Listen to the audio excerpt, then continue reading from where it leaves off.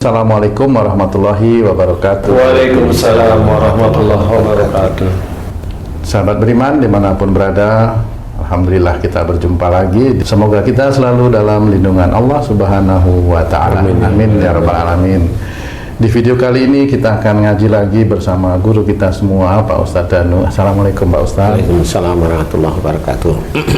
Amin ya rabbal alamin.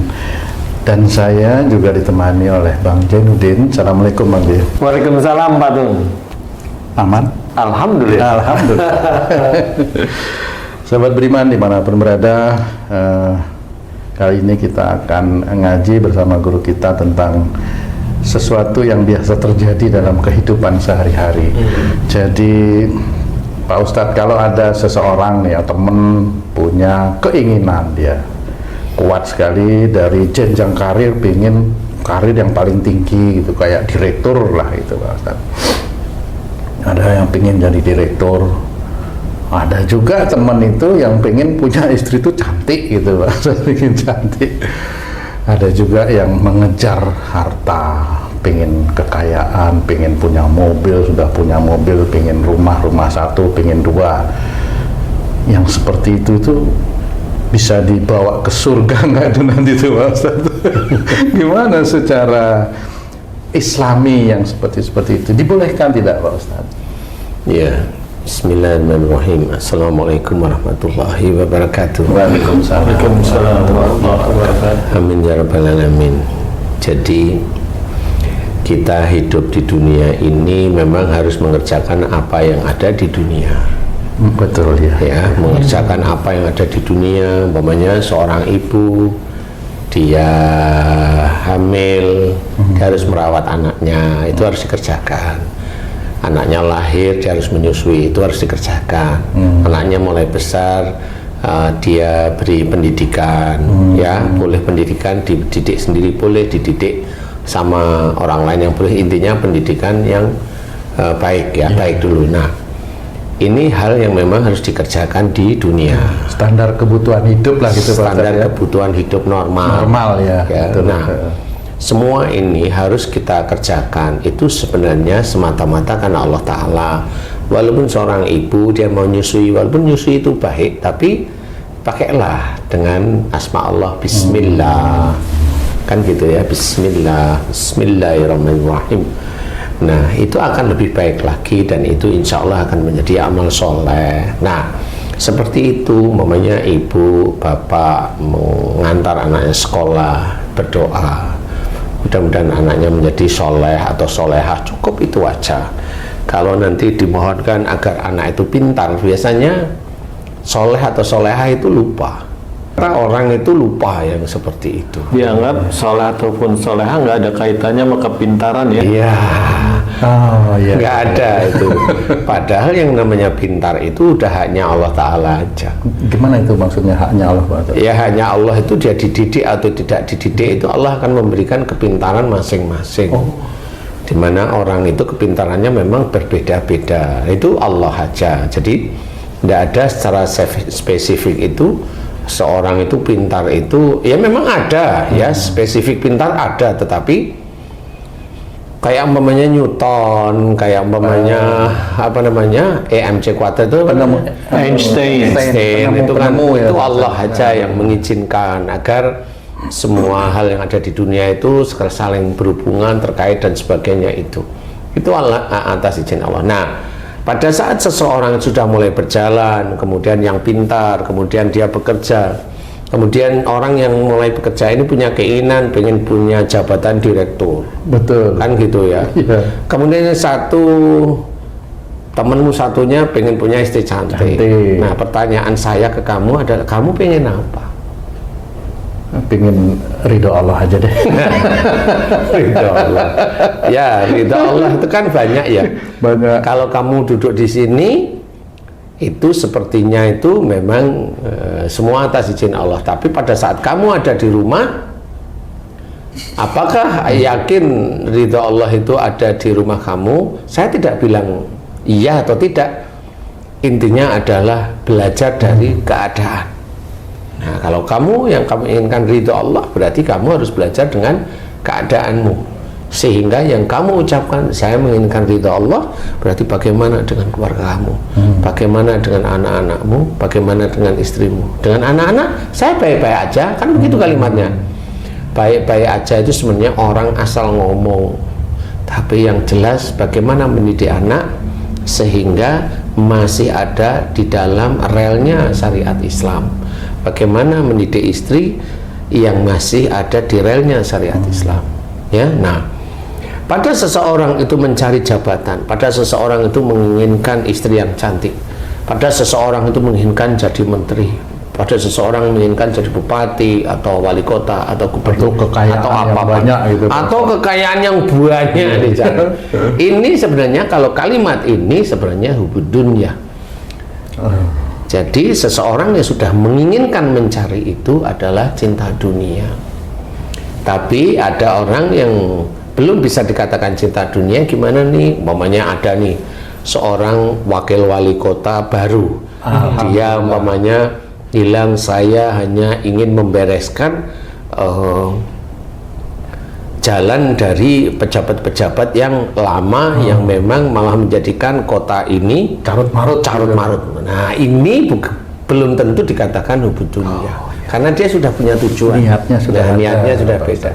Tetapi kalau temenmu ingin jabatan direktur utama, lah kan nggak ada. Saya ingin, kan nggak ada deh. Jadi direktur niatnya lillahi ta'ala gitu. Ada. Nah, ini tetap itu dikatakan hubud dunya. Gitu ya. Jadi harus berhati-hati kalau tujuannya hanya jabatan atau harta. Itu hati-hatinya adalah belum tentu kamu itu diberi beneran itu mampu. Kita harus berhati-hati dengan dunia yang kita cari. Kalau Allah itu menceritakan dalam surat Al-Isra ayat 18 itu bahwa kalau seseorang itu menginginkan dunianya atau sekarang, itu akan diberi oleh Allah Ta'ala yang dikehendaki bagi orang yang dikehendaki, tapi nanti di akhirat akan dimasukkan ke dalam neraka. Nah, Allah memang tidak menyuruh orang itu untuk jangan minta dunia Anda, tapi dikasih jalannya, dikasih urutannya agar orang itu mau berpikir. Nah, kenapa? Agar orang itu paham bahwa dunia ini melenakan sebenarnya. Dikasih nanti lena, dikasih mamanya dia berdoa minta kepada Allah Ta'ala, kemudian oleh Allah Ta'ala dikasih. Allah mengasih ini sebenarnya juga dilihat dia berdoa, nanti saya akan nyumbang, nanti akan saya sedekah, saya akan banyak sedekah. Nah, itu nanti dikunci banyak sedekahnya. Nanti saya akan menegakkan agamamu ya Allah. Nanti dilihat kalimat demi kalimat itu. Nah, itu biasanya orang nggak mampu karena dia udah bersumpah di hadapan Allah yang dia sendiri itu untuk diri sendiri ini aja dia itu sumpahnya belum tentu dijalani, apalagi di hadapan Allah. Jadi dia itu sebenarnya merayu Allah, tapi dia dolim untuk dirinya sendiri. Jadi orang itu relatif tidak kuat. Kalau ada orang menginginkan harta, biasanya imannya itu lemah. Orang kalau sudah menginginkan harta, imannya lemah. Insya Allah seperti itu. Karena apa? Ya kan? Insya Allah. Karena kalau imannya kuat, dia akan takut ayat yang tadi Al-Isra 18. Dia akan berpikir, gimana caranya ya? Saya memang membutuhkan harta, tetapi kalau saya itu menginginkan dengan minta pada Allah Ta'ala, nanti besok masuk neraka. Bagaimana caranya? Nah, akhirnya dia oke, saya serahkan aja sama Allah Ta'ala, yang penting saya ikhtiar. Jadi ikhtiar inilah dilakukan setiap saatnya niatkan karena Allah Ta'ala. Jadi kalau niatnya ikhtiar tersebut karena Allah Ta'ala, mudah-mudahan harta yang diberikan oleh Allah Ta'ala bersih, halal, thayyib. Nah, insya Allah mudah-mudahan berkah, kan begitu yang dicari. Nah, bagi orang-orang yang meminta dunia itu dia sudah nggak kuat imannya. Dia sudah capek untuk melarat, dia sudah capek untuk fana harta lah. Jadi kita harus memahami, belajar hati-hati, meminta itu belajar hati-hati. Kalau momennya kepepet boleh sih, kalau memang memohon, mohonlah yang normal. Ya Allah, aku lagi tidak nyaman dengan harta, aku makan menipis. Aku mohon kepadamu ya Allah, tuntun, beri petunjuk aku untuk mendapatkan harta-harta yang halal, yang thayyib, yang cukuplah untuk kehidupanku sehari-hari. Amin. Dan mudah-mudahan dengan kecukupan harta tersebut bisa menjadikan kuatnya imanku dan ketakwaanku kepadamu. Amin ya rabbal alamin. Boleh, tapi ingat ya, jadikan kuat sama iman sama ketakwaan kepada Allah Ta'ala. Jadi jangan hanya cuma minta harta saja, tetapi kalau harta itu digelontorkan doa itu setiap saat, berarti orang yang imannya luntur, dia sudah, dia ada keinginan kuat. Itulah nafsu. Itu nafsu. Apapun yang dikerjakan kalau bentukannya kuat seperti itu nafsu. Jadi dia nanti biasanya nggak akan bisa, nggak akan kuat. Nah, di titik inilah kita harus belajar apa yang kita inginkan dari dunia. Apa saja. Keinginan punya mobil, hartanya belum ada, tapi keinginan megang mobil itu, kemudian dibaca-bacain. Pengen punya rumah bagus, ada rumah bagus dipegang. Maksudnya dibaca-bacain apa? Iya, udah dibaca-bacain. Nah, itu yang ngapain kan gitu ya. Kalau itu doa mana? Bacaan itu ada nggak doanya di titik itu? Kan gitu, berarti itu ada nafsu. Nah, tapi bagi seseorang yang dia dalam berikhtiar itu serahkan sama Allah Ta'ala, dia senantiasa ingat. Jadi bahwa kita sebagai seorang Islam, selesai kita itu sholat, disuruh oleh Allah Ta'ala bertebaran di muka bumi untuk mencari rezeki Allah. Jadi pada saat kita itu faham tentang itu, oh berarti kita memang tahu ayatnya, ya sudah, bertebaran di muka bumi untuk mencari rezeki Allah. Carilah terus-terus rezeki yang halal dan thayyib. Persoalan nanti Allah itu mau memberikan pas, cukup sekali, banyak, itu Allah, bukan kita yang menginginkan, tapi Allah. Nah, dengan seperti itu, kalau Allah yang memberikan, kita ngerti semua kebaikan, semua nikmat itu dari sisi Allah Ta'ala. Jadi walaupun rezeki itu besar, tapi kita nggak merasa punya rezeki besar. Ya ada, kita tahu ini rezeki, ya tahu ini besar, tapi tidak merasa kita besar, sehingga pada saat dititipi rezeki yang besar itu tidak ada keinginan untuk pamer, tidak ada keinginan untuk ujub, ria umpamanya, bangga, bahkan sombong, enggak. Nah, di titik itulah iman seseorang itu tertata. Wajar kalau Allah itu menitipkan rezeki yang cukup besar, itu wajar. Makanya bagaimana cara kita mengetahui orang-orang itu hubud dunia, itu kelihatan apa yang dia cari. Kita bisa berpikir kok tentang pola berpikir mereka masing-masing, sehingga kita tahu, oh dia hubud dunia, saya belajar tidak. Nah, makanya bagaimana kita tidak hubud dunia, memang harus belajar. Punya anak pintar, jangan dianggap anak itu dididik kita. Enggak. Anak pintar diakui punya kita, nanti ada anak yang tidak pintar. Nah, kan gitu. Ayo akui, mau nggak kamu? Nggak mau dia anak siapa? Anak tetangga, misalnya kan gitu ya. Ustaz, tadi Ustaz banyak jelaskan tentang hubud dunia, yang cinta akan dunia. Itu biasanya di masyarakat tuh oleh orang-orang kelas menengah ke atas gitu. Adakah hubud dunia yang dimiliki oleh orang yang miskin, Ustaz? Sama. Contohnya, Ustaz. Bisa kasih contoh, tapi bukan saya merendahkan. Kan dulu saya kan dari Jogja. Nah, Jogja itu kan sering jalan dan sebagainya. Dan banyak saya dengar, walaupun tidak setiap saat, tapi banyak saya dengar itu. Ada kadang-kadang itu temen yang memang kenal itu ngobrol nih ya, temen ini kayuh becak lah. Mulai dikategorikan kelas bawah lah ya. Ya ngayuh ya, bukan becak motor, ngayuh nih. Nah, dia cerita, wah aku kemarin dapat uang banyak nih. Dari mana? Aku nganter tamu dari sini. Ini nih uang nih, saya kayuh becak saya nganter tamu, dan aku masih kuat sampai sekarang. Dan saya nggak cuma ini tok, sebelumnya sama, tapi masih kuat. Nah, ini gimana nih? Kamu gimana? Nah, itu sering. Nah, ini walaupun tidak kelihatan itu hubud dunia dalam arti yang ini, itu nanti muncul Kenapa? Nah, tanya, kamu dapat berapa? Aku dikasih 1 juta sama itu. Nah, padahal ngayo bijaknya sebenarnya nggak sampai. Nah, 1 jutanya dikeluarin. Nih uangnya. Pamerin. Nah, itu kan kelihatan walaupun itu kelas kecil. Seperti itu. Nah, banyak hal yang ya mirip-mirip seperti itu. Pamannya ada, mohon maaf nih teman-teman yang memang kondisinya memang lagi diizinkan oleh Allah Ta'ala agak kurang, kemudian anaknya keterima salah satu instansi yang hebat lah istilahnya. Ini kan diceritain anaknya hebat, ini itu. Nah, itu kan cerita itu pada saat dia diterima sampai 5 tahun 10 tahun itu cerita itu masih aja ada. Nah, itu juga sama. Jadi lupa bahwa semua itu dari Allah Ta'ala. Cuma memang kita tidak bisa menyalahkan secara langsung karena bisa aja dari sisi agama kurang. Jadi beliau ya begitulah. Tapi ini tetap banyak kondisi seperti itu. Berarti hubud dunia itu sifat Ustadz ya? Itu sifat karena nafsunya. Bukan materi ya?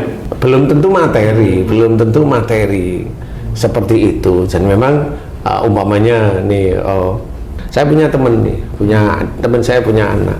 Dia cerita, wah anak saya kemarin dikeroyok 4 itu semuanya jatuh semua.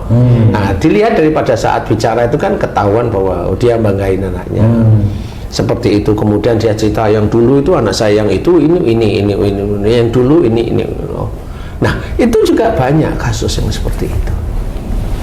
Jadi enggak cuma dimiliki kelas atas karena jabatan, karena harta yang banyak, enggak. Kelas bawah pun sama. Jadi bagaimana caranya kita? Cuma memang yang kelas bawah itu tidak terlalu inilah ya, tampak karena kita melihatnya kan agak kasihan sehingga nggak terlalu tampak. Tapi yang tampak itu kan yang di berita itu kan yang begitu-begitu. Jadi ya seperti itulah istilahnya. Jadi kayak kebutuhannya sama, kalau dia itu sering muncul di TikTok, sering muncul di YouTube, sering muncul di TV, dekat orang-orang yang terkenal namanya. Nah, dia itu dengan tidak sengaja memunculkan hubungannya dia sendiri, cinta dunianya itu dengan ngomongnya ngawur, kacau, merasa dirinya dibutuhkan oleh orang lain, kan seperti itu kan hubungannya juga sama. Nah, di titik ini kita tidak bisa melihat apakah hubungannya itu ada di orang menengah atas atau bawah, semuanya sama. Berarti cinta dunia itu mencintai segala sesuatu yang tidak membawa ke akhirat yang baik ya Ustaz ya? Iya, jadi cinta dunia itu beda dengan cinta kepada Allah Ta'ala. Jadi kalau cinta kepada Allah Ta'ala, dunia itu dia biasa. Dia punya istri, ya alhamdulillah disyukuri, biasa aja. Mau istri yang baik, cantik, dia syukuri, nggak perlu dibangga-banggain. Atau istri yang memang dia punya biasa-biasa aja, ya biasa, dia tetap syukuri. Atau yang memang istri yang tidak biasa, dia tetap syukuri. Tidak ada yang hebat, semuanya ditujukan kepada Allah Ta'ala. Nah, di titik-titik itu kan kita harus memahami bahwa itulah yang namanya cinta Allah daripada cinta istri. Kalau cinta istri kan ketahuan setiap harinya ngomongnya bagaimana, itu kan ketahuan. Ini sama istrinya kayaknya cinta banget ini, jadi saya sudah kelihatan dari sisi cara bicara dan sebagainya, sehingga cinta kepada Allah Ta'alanya itu relatif agak kurang. Saking cinta sama istri salah juga disenengin aja gitu ya. Senengin aja, ya benar itu, benar.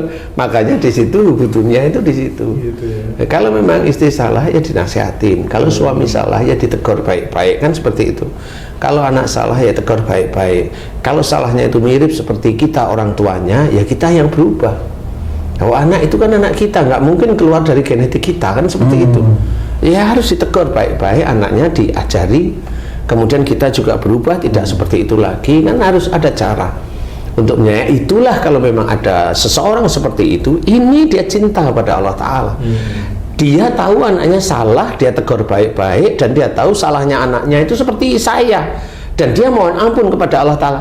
Dia lakukan itu, itulah namanya cinta kepada Allah, cinta kepada Rasulullah. Sebaliknya anak salah didukung, cinta dunia itu ya. Cinta dunia itu namanya, kan gitu ya.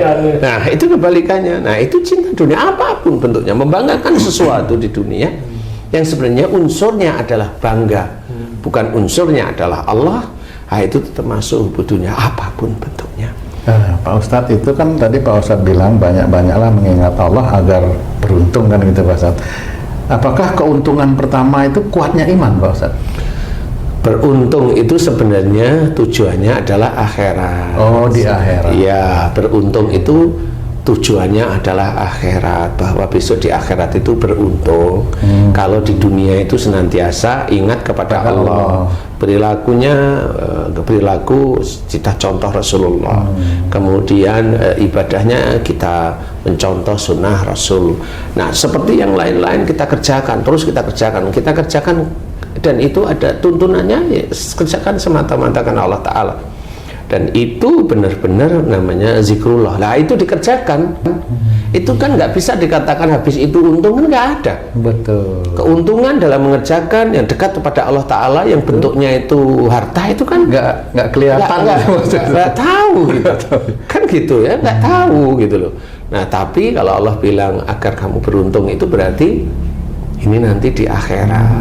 Nah, akhiratnya apa? Insya Allah itu dimasukkan dalam surga. Makanya ingat kepada Allah Ta'ala itu dari sebagian teman-teman dan saudara kita itu dengan zikrullah, zikir ya, boleh, nggak ada masalah itu. Memuji. Ya, memuji Allah. Nah, bagi teman yang sudah mulai paham, zikrullah itu ingat kepada Allah Ta'ala dengan mengerjakan amalan-amalan dari apa? Namanya dilarang untuk gibah, ya jangan gibah. Dilarang untuk tidak suuzon, ya dilarang untuk suuzon, ya kita tidak suuzon. Kemudian kita dilarang untuk berkata kasar, ya nggak berkata kasar. Kenapa kamu seperti itu dimaki-maki? Sebenarnya kamu itu kan mampu. Kenapa kamu nggak lawan? Karena Allah aja sayang. Karena dia hanya maki-maki, nggak mungkin mukul. Insya Allah ya saya diam aja. Kalau dia mukul, kan insya Allah saya balas lah. Paling tidak kalau dia mukul saya menghindar. Kalau dia mukulnya sekali, dia diem, ya sudah saya nggak mukul, kan begitu aja. Dia cari kesempatan agar itu berpahala walaupun dipukul, gitu loh. Padahal orang yang memukul orang lain tanpa sebab, hanya nafsunya ingin mukul, hanya nafsunya karena dia ingin dilihat oleh orang lain, itu disegani biar kelihatan ini, kelihatan itu. Orang yang memukul orang lain sama itu besok amal solehnya nol juga itu di akhirat. Jangan dianggap itu main-main, nggak bisa. Jadi orang preman yang asal-asalan seperti itu nggak boleh. Nah, berarti mending preman di jabatan, nggak boleh juga sama. Intinya nggak boleh aja yang seperti itu. Jangan masalah di jalan nggak boleh, di atas juga nggak boleh sama. Nah, insya Allah kalau memang kita memahami, itulah yang harus kita kerjakan. Belajar untuk memahami bagaimana cinta dunia itu kemudian kita nggak usah lakukan, kerjakan semata-mata karena Allah Ta'ala. Karena dengan seperti itu rezeki-rezeki baik itu akan diberikan oleh Allah Ta'ala. Orang yang senantiasa memukul, hobinya memukul orang lain biar dia kelihatan hebat, biar ini besok di akhirat dia tetap akan merugi. Ya, mudah-mudahan ini bisa bermanfaat sehingga dalam keseharian kita belajar untuk lebih dekat kepada Allah Ta'ala, kuatkan iman kita kepada Allah Ta'ala. Amin. Kuatkan ketakwaan, kerjakan sunnah-sunnah Rasulullah, pahami membaca Quran, kemudian baca tafsirnya. Mudah-mudahan itu bisa menguatkan keimanan kita pada Allah Ta'ala. Wallahu a'lam. Alhamdulillah, terima kasih banyak Pak Ustadz penjelasannya. Sahabat beriman dimanapun berada, semoga tayangan kali ini bisa bermanfaat dan Allah mudahkan kita untuk mengaplikasikan yang baik-baik yang telah disampaikan oleh guru kita Pak Ustadz Danu kali ini. Sampai jumpa di video kami yang lain. Wassalamualaikum warahmatullahi wabarakatuh. Waalaikumsalam warahmatullahi wabarakatuh. Alhamdulillah.